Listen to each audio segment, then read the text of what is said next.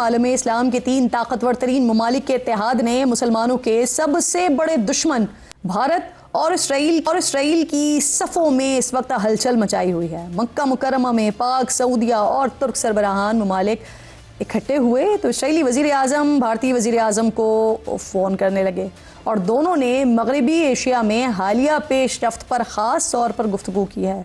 इस्लामी ममालिक इत्तेहाद के बाद खबरें गर्दिश करने लगीं कि भारत और इसराइल के दरमियान किसी नए मुआहदे का इम्कान है, लेकिन भारतीय हुकूमत ने इसे मुस्तरद कर दिया। लेकिन पाकिस्तान के मुआहदे पर भारत का मौक़िफ़ ज़रूर आ रहा है सामने कि वो इस मामले का जायज़ा ले रहे हैं। इसी दौरान वज़ीर आज़म नेतन्याहू का बेटा यायर, जो कि पॉडकास्टर भी है, उसने मक्का मुआहदे पर सवाल उठाते हुए कहा कि अगर भारत और पाकिस्तान के दरमियान जंग होगी तो क्या तुर्की और सऊदी अरब इंडिया पर हमला करेंगे, जिससे इसराइली परेशानी मज़ीद वाज़े हो गई है। आपका पॉइंट आ गया सर, और जितना मैं आपकी बात से समझ सकी हूँ, आप ये कह रहे हैं कि पीपल्स पार्टी करेगी कुछ नहीं, लेकिन जो हुकूमत कर रही है वो उसी के ही वजन से गिरेगी। आपका कहना ये है? जी ठीक। मैंने ये नहीं कहा, मैंने ये आपको एक वजह बताई है। बाकी पीपल्स पार्टी तो अपना फैसला सीईसी में करेगी ना कि हम क्या करने जा रहे हैं, हम क्या करेंगे, वो तो हम बताना कबल वक्त है। लेकिन ये कहना कि पीपल्स पार्टी को गैर आईनी, गैर जमहूरी रवैया इख्तियार करेगी। अगर मुझे मुख्तसरन सिर्फ ये कह दें, ये इम्कानात में शामिल है कि आप हुकूमत का साथ छोड़ दें, ये सीईसी में फैसला हो सकता है? हुकूमत को हमारे साथ की जरूरत भी नहीं है। उनको जिनका साथ चाहिए वो उनकी तादाद पूरी हो गई है मेरे ख्याल में। इनका पहले भी यही रवैया था, 2008 में भी, जब इन्होंने देखा कि हम काफ के लोटे मिला के तो हुकूमत चला सकते हैं, तो पीपल्स पार्टी से तो ये उस वक्त भी अलहदा हो गए थे। तो ये कोई इनके लिए नई बात नहीं है, उनकी तादाद पूरी है, तो पीपल्स पार्टी हो ना हो उनको फर्क नहीं पड़ता। जी, लेकिन सर इस वक्त जो हुकूमत के सुलझे हुए वज़रा है ना, जैसे तारिक साहब अभी कह रहे हैं कि इस वक्त ये सिस्टम जो है ना वो मुतामिल इस चीज़ का नहीं हो सकता कि जो इत्तेहादी हैं वो हुकूमत गिराने की बातें करें या हुकूमत छोड़ने की बात करें। शफी साहब, कुछ खबरें इस तरह की भी आ रही हैं कि तहरीक इंसाफ जो है वो एहतजाज के लिए अपोजिशन जमातों को साथ मिलाने का फैसला कर रही है, और उसमें पाकिस्तान पीपल्स पार्टी से भी रब्ता करने का आप लोग फैसला कर रहे हैं। सबसे पहले आपका शुक्रिया। देखिए, जहाँ तक अलायंस की बात है, बिल्कुल हम इस बार अलायंस के साथ आगे बढ़ना चाहते हैं। और जहाँ तक पीपल्स पार्टी की बात है, इनके एक सीनियर रहनुमा ने हमारी लीडरशिप से रब्ता किया है। अच्छा।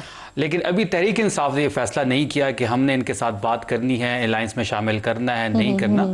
उसकी वजह यह है कि इस तरह नहीं हो सकता कि पीपल्स पार्टी आईनी ओहदों के साथ भी चिपके रहे। वो इस सिस्टम को इन्होंने कंधा भी दिया हुआ है, जिस सिस्टम को गिराने की हम बात कर रहे हैं। फिर इस हुकूमत के जो बजट था उसको भी आपने वोट दिया है। जीबी की इलेक्शन पे आपने सौदा भी कर लिया है। कश्मीर में आप नूरा कुश्ती भी कर रहे हैं।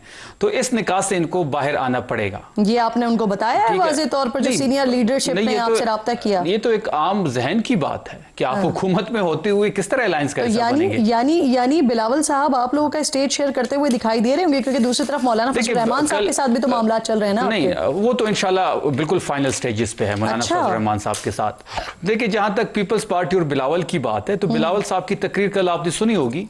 वो कहते हैं कि जी हम आजाद होना चाहते हैं। तो आजादी तो इनके हाथ में है।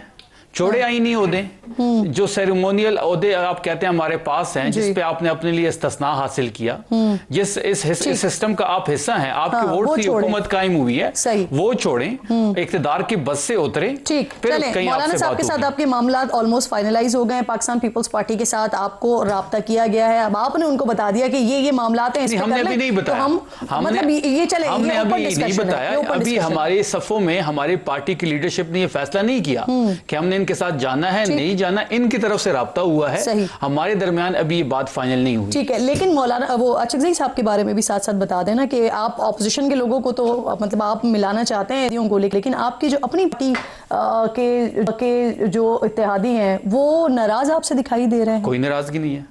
नहीं, 27 सितंबर के मामले में 27 सितंबर पे बिल्कुल वो हमारे साथ ऑन बोर्ड थे।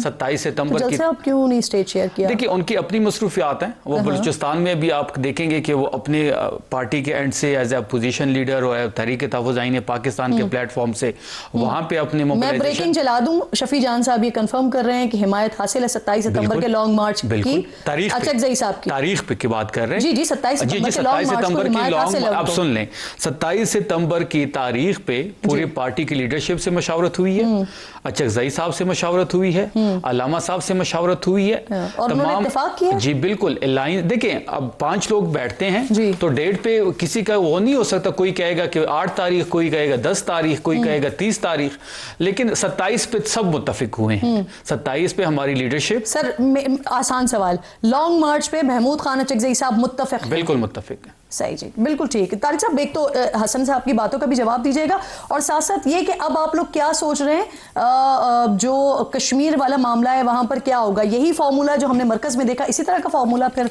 एप्लीकेबल होगा उस तरफ भी? देखिए, कश्मीर में इस वक्त जो इंतखाबात का आखिरी मरला है वो 10 तारीख को होना है पूंछ डिवीजन में जी। उसमें एक उम्मीदवार जो है वो अनफॉर्चुनेटली फौत हो गए हैं, जिसकी वजह से वहाँ पे इलेक्शन नहीं हो रहा, और बाकी 6 हल्कों में वहाँ इलेक्शन नहीं हो रहा, तो 4 पे हो रहा है। ठीक। मैंने ये डिटेल इसलिए दी है कि 7 हल्के ऐसे हैं जो रह जाएंगे आउट ऑफ 45 कॉन्स्टिट्यूंसीज, 45 में से 7 रह जाएंगे, और उन 45 में से जो 7 रह जाएंगे, हमारा पाकिस्तान पीपल्स पार्टी के साथ नंबर गेम में फ़र्क जो है वो 7 से ज़्यादा है। ठीक है जी, हम 2/3 मेजॉरिटी ले रहे हैं इस वक्त आज़ाद कश्मीर में, तो लिहाजा मैं इसको इनडायरेक्टली इस तरह कह देता हूँ कि जब उन 7 सीटों के ऊपर इलेक्शन होता है, वो 7 की 7 भी पीपल्स पार्टी अगर जीत जाए तो फिर भी ये नंबर गेम में पाकिस्तान मुस्लिम लीग नून को आज़ाद कश्मीर में नहीं पहुँच सकती। इसलिए जैसे ही ये तीसरा मरला मुकम्मल होगा, उसके बाद असम्बली का इजलास बुलाया जाएगा और स्पीकर का इंतखाब होगा, और उसके बाद प्राइम मिनिस्टर का इंतखाब होगा। और ये बात भी सुन लें, जैसे मैंने अभी अपनी पिछली गुफ्तगू में कहा था कि कश्मीर में जो इस वक्त कैफियत है उसके लिए चंद चीजें बहुत जरूरी लेकिन हैं।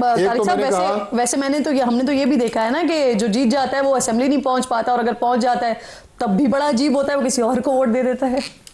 नहीं, ऐसा कुछ नहीं होने जा रहा। अभी मैंने जैसे ये बात कही तो दोबारा जरा वहां से शुरू करता हूँ कि आज़ाद कश्मीर के कैफियत को, इलेक्शंस को मुतनाज़ा बनाना मौजूदा और मुस्तकबिल के लिए कश्मीर का ठीक नहीं है। इसी तरह कश्मीर के इस माहौल को ठीक करने के लिए जल्द अज जल्द वहाँ पे गवर्नमेंट बननी, एक प्राइम मिनिस्टर का वहाँ पे होना, क्योंकि इस वक्त 4 अगस्त को असेंबली की मुद्दत खत्म हो चुकी है, तो practically there is no assembly, there is no prime minister, तो ये बराए-नाम सिस्टम तो नहीं चल सकता।